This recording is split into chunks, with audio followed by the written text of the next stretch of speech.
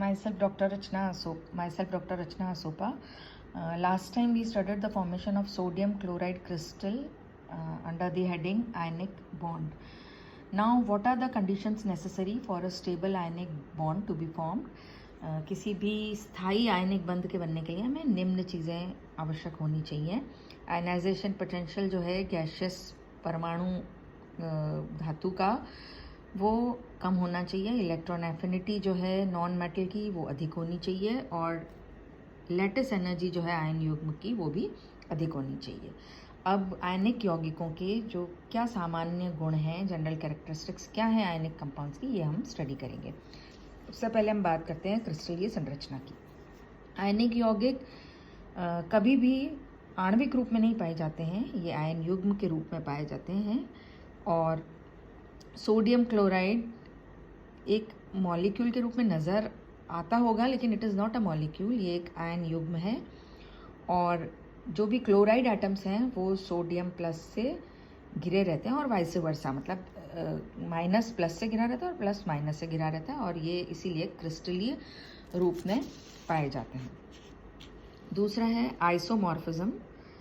Isomorphism में जो ions हैं जिनके समान इलेक्ट्रॉनिक विन्यास हैं उनकी क्रिस्टलीय संरचना भी समान होगी. जैसे उदाहरण के लिए ले लें हम सोडियम फ्लोराइड और मैग्नीशियम ऑक्साइड, दोनों में समान है इलेक्ट्रॉनिक कॉन्फ़िगरेशन पॉजिटिव और नेगेटिव आयन्स के लिए. जैसे सोडियम प्लस फ्लोराइड माइनस, मतलब F-, 2 8 electronic configuration, magnesium plus O-, 2 8. इसी तरह से कैल्शियम क्लोराइड, पोटेशियम सल्फाइड, ये आइसोमॉर्फ हैं. तीसरी जो है इनकी जनरल कैरेक्टर्स में high melting point and boiling point. इनका गलनांक तथा क्वथनांक उच्च होता है क्योंकि ये इलेक्ट्रोस्टैटिक फोर्स ऑफ अट्रैक्शन जो होता है, इलेक्ट्रोस्टैटिक फोर्स द्वारा ये आपस में जुड़े रहते हैं. तो इनको जो हमें ऊर्जा जो हम देते हैं इस बंध को तोड़ने के लिए वो अधिक होती है. तो हमें ज़्यादा ऊर्जा की आवश्यकता होती है, इसलिए इनका गलनांक तथा क्वथनांक उच्च होता है. दूसरा इनकी चौथी जो है वो है हार्ड एंड ब्रिटल स्ट्रक्चर, ठोस तथा भंगुर प्रकृति. अब क्योंकि इनमें प्रबल इलेक्ट्रोस्टैटिक फोर्सेस होते हैं तो इसलिए ये कंपाउंड्स जो हैं आयनिक कंपाउंड्स ये हार्ड होते हैं. और जब इन पर बल लगाया जाता है क्रिस्टल पर तो ये आयन्स अपनी अपनी जगह से विस्थापित हो जाते हैं, डिस्प्लेस हो जाते हैं. और जो आयन्स हैं सिमिलर नेचर के ये एक दूसरे के निकट आ जाते हैं और इस प्रकार इनमें प्रतिकर्षण हो जाता है. पहले आकर्षण हो रहा था, अब प्रतिकर्षण हो जाता है तो ये ब्रिटल हो जाते हैं. जैसे इस फिगर में देखिए प्लस माइनस उसके नीचे ऑपोजिट चार्जेस हैं. जब हमने बल लगाया, बल लगाने से ये लेयर इधर आ गई और समान जो आयन्स हैं वो एक दूसरे के ऊपर नीचे आ गए तो ये रिपल्शन का कारण बना, यानी कि ये प्रतिकर्षण. नेक्स्ट है विलेयता. आयनिक यौगिक जल में विलेय होते हैं. जल एक ध्रुवीय विलायक है, it is a polar solvent जिसका ऑक्सीजन नेगेटिवली चार्ज होता है और हाइड्रोजन पॉजिटिवली चार्ज. इस तरह से ये देखिए इसमें पार्शियल नेगेटिव, ये पार्शियल पॉजिटिव चार्ज आ गया है. और इसमें जो क्या है नेगेटिवली चार्ज आयन्स पॉजिटिव से सराउंडेड हो जाते हैं, पॉजिटिवली नेगेटिव चार्ज से सराउंडेड हो जाता है. जैसे सोडियम आयन है, अब सोडियम आयन इसमें घोलेंगे अपन सोडियम क्लोराइड, तो जब ये जल में घोलेंगे तो क्रिस्टल लैटिस फोर्स इन पर प्राप्त होगा, क्रिस्टल लैटिस फोर्स.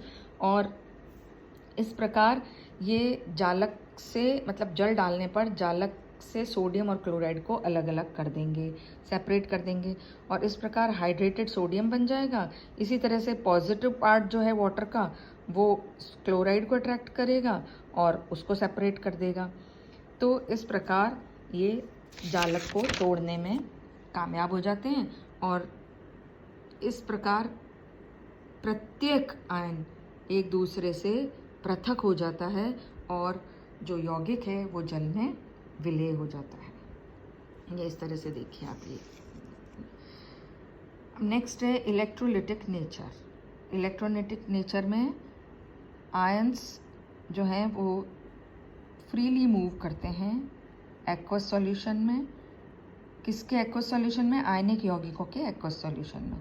तो ये विद्युत के सुचालक हो जाते हैं। सॉलिड स्टेट में भी ये आयनिक फॉर्म में पाए जाते हैं, पर ये इलेक्ट्रोस्टैटिक फोर्स ऑफ अट्रैक्शन से जुड़े हुए होते हैं, इसलिए ये विद्युत का चालन नहीं करते हैं। नेक्स्ट है आयनिक रिएक्शंस। ये रिएक्शंस बहुत ही तीव्र गति से होती है और कुछ ही सेकंड्स में, कुछ ही फ्रैक्शन ऑफ सेकंड्स में कंप्लीट हो जाती है। जैसे उदाहरण के लिए सिल्वर नाइट्रेट और सोडियम क्लोराइड को जब हम क्रिया कराएंगे तो सिल्वर क्लोराइड का प्रेसिपिटेट बनेगा और सोडियम नाइट्रेट बनेगा। तो इस प्रकार ये हमने general properties of ionic compounds आज की हैं। नेक्स्ट चैप्टर में हम डिफरेंट प्रकार के आयंस डिस्कस करेंगे। Thank you.